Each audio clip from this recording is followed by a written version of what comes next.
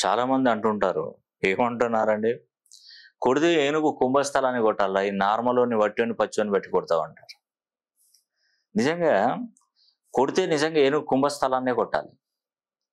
ఈ పావులా 10 పైసలు 5 పైసలు ఇవి కాదండి. కొడితే జాక్పాట్ కొట్టాలి, కోట్లోనే కొట్టాలి. అలా అని చెప్పేసి మనం వ్యతిరేకమైనటువంటి మార్గంలో మనం ప్రయాణం చేయకూడదు. నిజంగా ఒక విధంగా చెప్పాలంటే ఒక 3 రాసులు వాళ్ళేంటంటే రిచ్‌గా ఆలోచిస్తారు. ఎట్లా అంటే వాళ్ళ లైఫ్ అంతా ఒక మంచి పొజిషన్‌లో ఉండాలని ఆలోచిస్తారు. చిన్నగా కూడా ఆలోచనలో కూడా వాళ్ళు చిన్నగా ఆలోచించరు. చిన్న బండి ఉండాలి, చిన్న ఇల్లు కట్టుకోవాలి, ఒక ఎకరం 6 ఎకరం పొలం ఉండాలి. ఇట్లా కాదండి. బిగ్ షాట్ అంటే ఒక విధంగా చెప్పాలంటే రిచ్‌గా ఆలోచిస్తారు. నేను చెప్పిన 3 రాసులు. ఆలోచించడం కాదండి. ఏనుగు కుంభస్థలాన్ని ఖచ్చితంగా కొడతారు. నిజంగా ఎట్లా ఏ రాసులంటే నేను 30 సంవత్సరాల అనుభవంతో చెప్తున్నాను.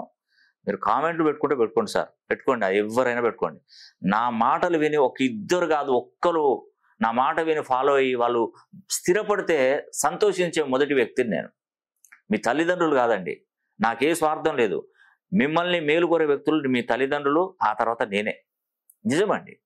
తులారాశిలో పుట్టిన, కుంభరాశిలో పుట్టిన, వృషభ రాశిలో పుట్టిన 3 రాశులలో పుట్టినవారు కొడితే ఏనుగు కుంభస్థలాన్ని కొడతారన్న దానికి వీళ్ళే నిదర్శనం.